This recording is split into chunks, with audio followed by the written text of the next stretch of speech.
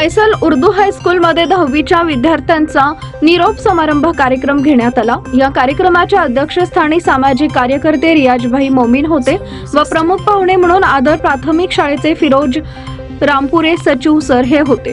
कार्यक्रमाची सुरुवात 10वीची विद्यार्थिनी बिद्री यांनी कुराण पठण करून केले।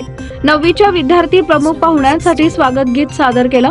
कार्यक्रमाची प्रस्तावना शाळेचे मुख्याध्यापक साजिद शहाबाई सर यांनी केले। प्रमुख पाहुणे फिरोज रामपुरे सर यांनी 10वीच्या विद्यार्थ्यांना परीक्षेसाठी शुभेच्छा दिल्या।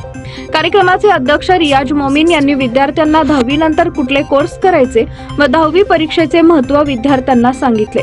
विद्यार्थ्यांना मार्गदर्शन केले। कार्यक्रमाचं सूत्रसंचालन अमजद बागवान यांनी केले तर आभार सरफराज ददापुरे यांनी मानले। यावेळी शाळेतील शिक्षक शिक्षकेतर कर्मचारी विद्यार्थी व पालक मोठ्या संख्येने उपस्थित होते। इस स्कूल के हेडमास्टर हमारे बड़े भाई साजिद शाहबाई सर और इसी तरह आदर स्कूल के हमारे फिरोज भाई रामपुरे सर, पेरेंट्स और अपने अमजद सर और तमाम असातिज़ा और तमाम तलबा, सबसे पहली बात तो मैं तुमको मुबारकबाद दूंगा कि 10वीं के एग्ज़ाम के लिए जा रहे हैं। अभी 10वीं का एग्ज़ाम ऐसा है कि अपन जो 10 साल में जो अपन पहली से लेकर 10वीं तक पढ़े, ये पूरा अपना जो है ना जड़ से लेकर तना तैयार। लेकिन अपने यहाँ से जो एग्ज़ाम के बाद अपने रिजल्ट आने इसके जो है ना शाखे जो है ना टूटने लगे। कोई आर्ट्स साइड जाएगा, कोई कॉमर्स साइड जाएगा, कोई साइंस साइड जाएगा, कोई ITI को जाएगा, कोई काम पर जाएगा। जो अपने अपने मार्क या अपने हालात के हिसाब से डिसीजन अपने बच्चों को लेना है। तो कोई दीन की तरफ जाएगा, कोई बिजनेस की तरफ जाएगा। तो अपना जो आज का जो मोड़ है तुम्हारा, ये दौर से हम भी गुजरे। मैं भी 94 के अंदर 10 के एग्जाम दिया हूँ। 94 के अंदर हम भी उस जमाने में हमारे बहुत सारा लिखना पड़ता था। हमको 100 मार्क का पूरा पेपर होता था। वो ऐसा नहीं है तुम्हारे को खाली 80 मार्क पेपर है, 20 मार्क तो स्कूल वाले देते।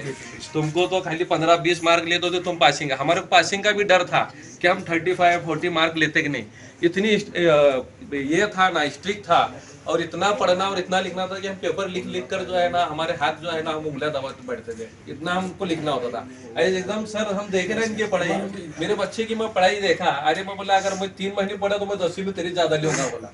यानी अपने इतना हार्ड वर्क था इनका जो है सर, इतना इजी ये है। फिर भी बच्चे जो है ना मोबाइल के अंदर, टीवी के अंदर अपना टाइम पास करके अपना करियर जो है ना खराब करते। तो मोबाइल से मेरी एक इल्तजा है, यहाँ से तुमको मोबाइल की जरूरत पड़ेगी, लेकिन मोबाइल का सही इस्तेमाल करो ताकि अपनी जिंदगी में जो है ना उसके नुकसान अपने को ना पहुंचे। अभी मैं देखा सर बच्चे, आप बताए कि 6 बच्चे कुरान हाफिज हो रहे हैं। माशाल्लाह हमारे टाइम को बच्चों ऐसा नहीं था। हम स्कूल में तो स्कूल ही पढ़ना, जो बच्चा मदरसे गया तो उन्हें कुरान हाफिज बनना है या अली भी बनना ऐसा।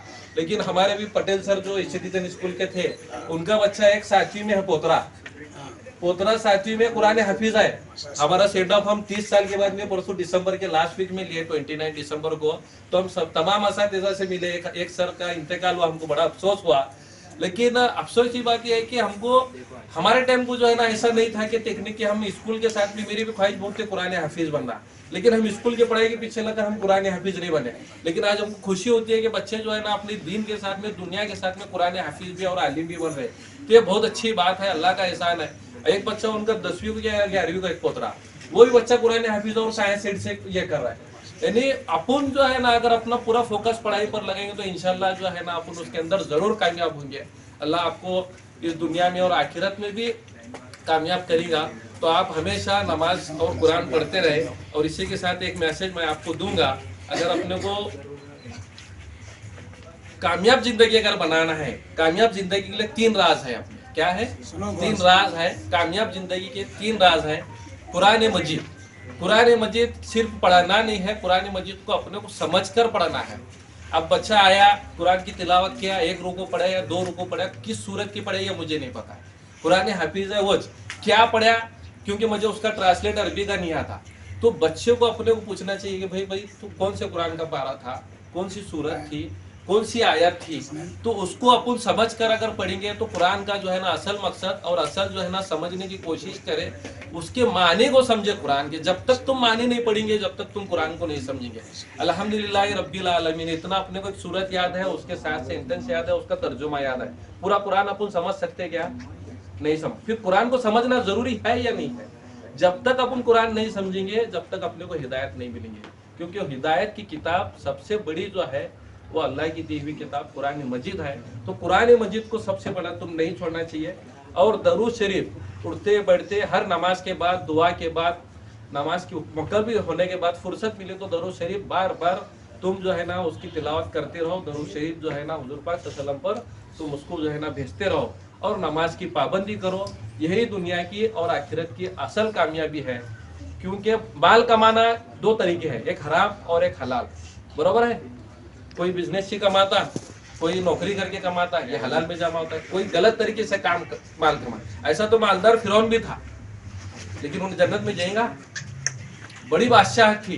लेकिन मालदार बनने के पीछे मत जाओ, दीनदार बनो। तो मालदार तुमको बनना है तो तुमको जन्नती बनेंगे। तो अपनी जो है ना आज जिंदगी आनी और फानी, आज बात कर रहे कल रहेंगे नहीं रहेंगे, मौत का कोई जो है ना भरोसा नहीं है। तो अपनी आखिरत को सुधारो, रोज क़यामत के बारे में देखो। अपने घर में जो माहौल है वो दीन का बनाने की कोशिश करो। अपने भाई बहन जो भी होंगे उनको दीन की तरकीब दो, नमाज की तरकीब दो। इसी तरह मैं आपको 10वीं के एग्ज़ाम के लिए भाई दिली मुबारकबाद देता हूँ। और 1 तारीख से शायद 21 से है, 21 से तुम्हारा पहला उर्दू का पेपर है। और 1 तारीख से शब भी शुरू होंगी, पहला रमज़ान भी शुरू होगा। रमज़ान के अंदर भी तुम्हारे पेपर से ये पेपर है बोलकर रोज़ा मत छोड़ो। ये एग्ज़ाम आते और जाते, हमारे टिप्पो भी ऐसे ही था। एग्ज़ाम भी चल रहे थे, रोज़े भी चल रहे थे, लेकिन अपने रोज़ों को जो है ना तुम मुकम्मल करो। क्योंकि रोज़ा हम पर फ़र्ज़ है।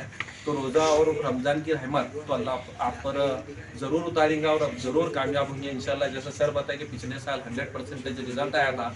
तो आप भी सभी बच्चे मेहनत करें और अपने स्कूल का, मदरसे का नाम रोशन करें। ऐसा मैं यहाँ पर आपको ये करता हूँ, गाइडलाइन करता हूँ। और मैं उम्मीद रखता हूँ कि सर जून के अंदर इंशाल्लाह ये बच्चों के रिजल्ट देने मुझे बुलाइए। तो इंशाल्लाह बच्चों अच्छे मार्क लेकर आप पास हो, ऐसे अल्लाह की बारगाह में दुआ करता हूँ। जो भी बच्चों को जहाँ भी जो भी साइड को जाना है, तुम्हारा रिजल्ट आने के बाद मुझे कभी भी सर कॉल करें। जो बच्चों को गाइडलाइन तुमको लगनी है कि पुलिस बनना है, तुमको मेडिकल लाइन जाना है, तुमको कॉमर्स करना है या आर्ट्स करना है। अल्लाह ने मुझे ज़्यादा मैं पढ़ा लिखा नहीं हूँ, लेकिन मैं सोशल वर्क रहने से मेरा जो है ना हर जगह कॉन्टैक्ट है और मुझे मालूमात भरपूर है। तो आपको जो कोर्स करना है, हम ये कोर्स करें या ना करें, हम एडमिशन कहाँ लें, कौन से कॉलेज में लें, हमारे इतने कम टक्के हैं या हमारे ज़्यादा टक्के, हमको ये फील्ड में जाना है, हमको कौन सा सब्जेक्ट चॉइस करना है, तो ये तुम मुझे बोलो। नीट के अंदर जाना है, JEE में जाना है, तुमको आर्ट्स करना है, कॉमर्स करना है, सर बनना है, पुलिस बनना है, तो तुम कभी भी बच्चों अपने सर के पास हो, स्कूल छोड़े ऐसा मत करो। स्कूल छोड़ने के बाद जब अपने टीचर से मिलते रहो। हम भी हमारे टीचर से 30-32 सालों तो हम राब्ता कायम रखे हुए हैं। हम 30 साल के बाद जब मिले तो हमारे को इतनी सर खुशी हुई कि वो उसकी इंतहा नहीं थी। यानी हम जो 30 साल के बाद, अभी वो टाइम को तो हमारे पास मोबाइल का वो जमाना नहीं था, अभी एक दूसरे के पास बच्चों के, हमारे को एक बच्चे को ढूंढने को सर हमारा 1 महीना गया। और कोई बच्चा आता था तो कोई बच्चा नहीं आता था, कोई इंटरेस्ट दिखाता था तो कोई नहीं दिखाता था। तो बोलने का मतलब यह है कि आज मोबाइल का ज़माना है, एक दूसरे के कांटेक्ट में रहो, अपनी दोस्ती। ये जो स्कूल का मोमेंट है बच्चों, तुमको बाद में ज़िंदगी में कभी नहीं आने वाला। जो तुम्हारा गया वक्त है ना, ये कभी नहीं आने वाला। तुम याद करेंगे सिर्फ कि हमारे स्कूल का एक ज़माना था, क्या वो ये दौर था। लेकिन ये दौर जो है ना स्कूल का, ना तुम्हारे कॉलेज में मिलने वाला है, ना तुम्हारे जिंदगी में। ना क्यों अपन जो है ना नन्हे से लेकर बड़े तक जो है ना ये दोस्तों के साथ में रहे, उठे बैठे, इस मदरसे में पढ़े।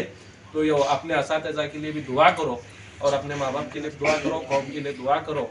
और मेन बात, दीन पर चलो, दीन की हिदायत पर चलो। उलमाए किराम अपने मौलाना से जुड़ते रहो, कुरान और हदीस से जुड़ते रहो, उन पर अमल करो। इतना कहते हुए मैं अपनी जगह लेता हूँ। और यहाँ पर आपने मुझे बुलाया, कुछ की, मैं आप सभी का शुक्रिया और अपनी जगह लेता हूँ। अल्लाह।